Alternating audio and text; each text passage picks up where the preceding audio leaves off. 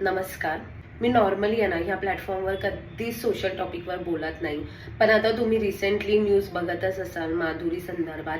तर मला असं वाटलं की माझं मत कदाचित द्यायला हवं मला. माधुरी ही 30 वर्ष कोल्हापूरच्या मंदिरात होती आणि तो जे आरोग्य आहे ते ढासळत चाललेलं. त्या आरोग्याकडे दुर्लक्ष होत म्हणजे तिचं वय वाढत होतं, तसंच तिला काही त्रासही होत होते, जखमाही होत होते. तारावाली माधुरीला घेऊन गेले, तिच्यावर उपचार केले गेले. ती साखरेशिवाय फिरत होती. अर्थातच तिला एक चांगलं जीवन देण्याचा त्यांनी प्रयत्न केला.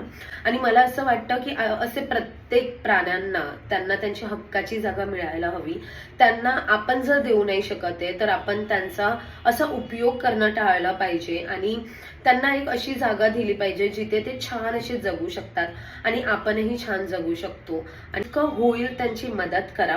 आणि तुम्ही जर स्वतः नसेल करत त्यांची मदत, तुम्हाला नाही जमत आहे, तर तुम्ही प्लीज अशा लोकांना द्या, अशा संस्थेला द्या जे त्यांची ठेप करू शकतात.